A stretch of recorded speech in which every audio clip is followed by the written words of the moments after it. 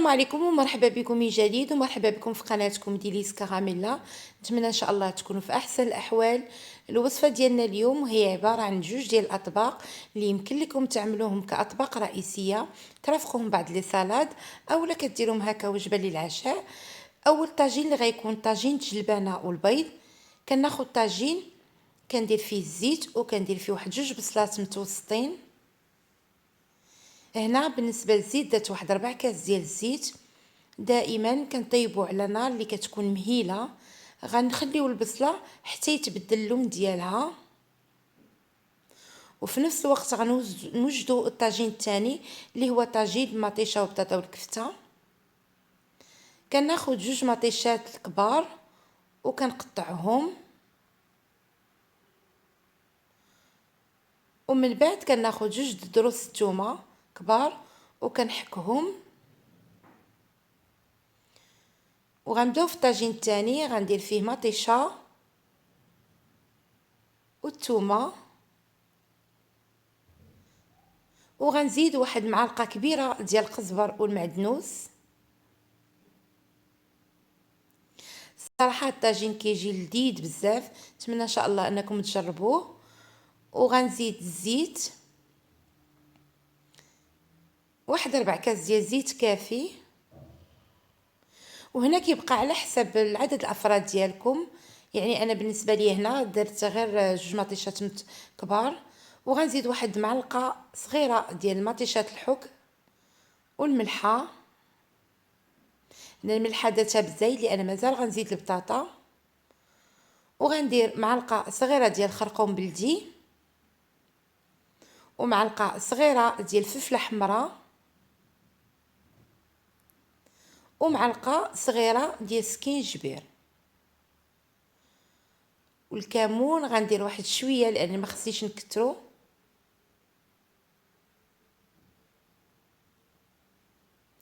وبالنسبه للسودانيه كتبقى اختياريه وعلى حسب الذوق. غنحركهم مزيان، ودائما العافيه كتكون مهيله باش كيطيبونا الطويجنات على خاطرهم.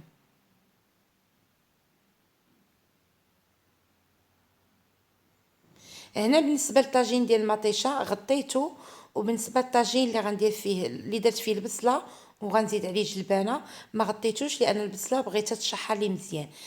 وفي نفس الوقت غنوجد الخبز ديال الشعير اللي كندير الشعير، والقياس ديال الشعير كنضاعف الدقيق الفورص. يعني مثلا درت 200 غرام ديال الشعير كندير 400 غرام ديال الفورص، الخميره والملحه، وكنعجنو مزيان. انا بالنسبه للعجينه بزاف الناس يسولوني كيفاش كنعجن خبز الشعير. بالنسبه لخبز الشعير انا ما كندلكوش، كنخدم بهذه الطريقه كما لاحظتوا، وكنخفف العجينه بزاف.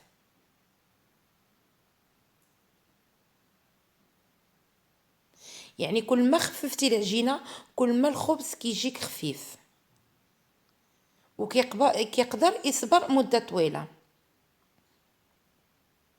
وبالاخص الخبز ديال الشعير لانه كيقصاح دغيا دغيا. انا دائما في الشتاء كندير المدافي، وفي الصيف كنعجن ما بارد. غطيته وخليته يرتاح، وفي نفس الوقت كنحرك مطيشه والبصله. من بعد مي دبرت لي البصله غنزيد الملحه، وغنزيد معلقه صغيره ديال الخرقوم والقرفه. هنا تقريبا واحد راس معلقه صغيره ديال القرفه وشويه ديال البزار، ما نكتروش البزار.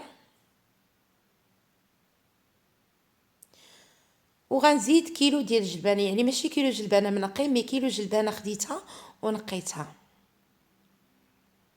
ومن الاحسن تاخذوا جلبانه، دابا كاينه جلبانه سرباته راه زوينه. يعني باش كنعرفوا جلبانه زوينه يعني كتحليها وكتذوقيها. ضروري جلبانه تكون عامره وتكون حلوه في المذاق ديالها. ما فيها باس لا حلينا جلبانه وذقناها.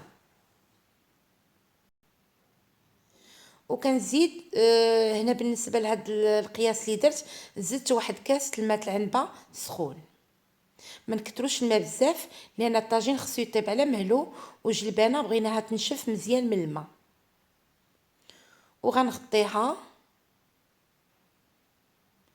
وغناخد البطاطا الصغيره وغنقسمها على 4. ولا كانت عندكم بطاطا كبيره تقدروا تقسموها، مي خصها تكون صغيره البطاطا، ما خصهاش تكون مقطعه كبيره. وغنزيد على صوص مطيشه من بعد من شفات ليا من الماء.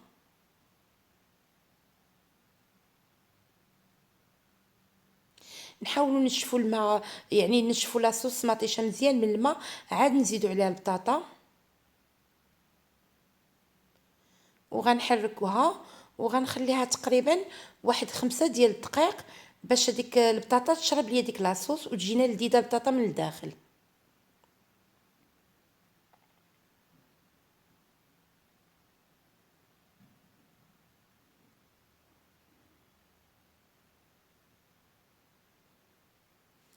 من بعد ما ارتاحت ليا العجينه كناخذ دائما زلافه اللي فيها الماء وكنديرها في يدي باش كنقطع العجينه باش ما تلصقليش عجينه في يدي. كنكون من قبل مفرشه واحد زيف اولا سربيته وديرها عليها الشعير، وكنحط الخبيزات ديالي صغار وكندير مكورات وكنخليهم يرتاحوا ماشي بزاف، واحد 5 ديال الدقائق. من بعد كناخذ طاوله غندخلها الفران، كنرشها شويه بالدقيق الشعير وكنقرص الخبيزات ديالي وكنغطيهم ونخليهم حتى يخمروا. هنا من بعد ما خليت 5 دقائق البطاطا زدت عليها واحد شويه ديال الماء وخليتها طيب. في نفس الوقت حليت على الطاجين ديال الجلبانه وزدت عليه واحد معلقه كبيره ديال الربيع، يعني القزبر والمعدنوس مخلطين. من بعد مي طابت لي البطاطا خديت الكفته، هنا بالنسبه للكفته فيها غير الربيع والملحه، وغنزيدها على البطاطا. ومن الاحسن ديروهم كيورات صغيورين كيجيو في المنظر ديالهم زوينين. هنا كنحاول نحرك غير شويه باش كطلع لي ديك لاصوص على البطاطا على الكفته وكتلذذ ليا بها.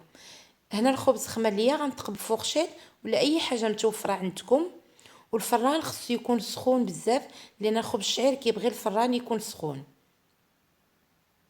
وغندخل الخبز يطيب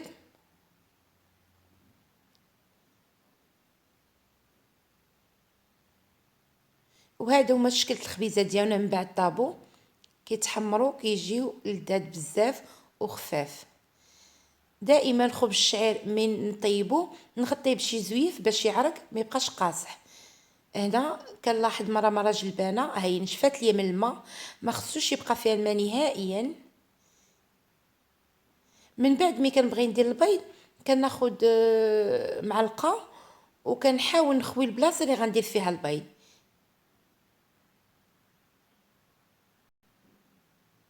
هنا بالنسبه لهاد الطاجين درت غير 3 البيضات، وانتم كيبقى لكم على حسب الذوق وعلى حسب الاختيار وعلى حسب عدد الافراد اللي عندكم. دائما كنخوي البلاصه اللي غندير فيها البيض.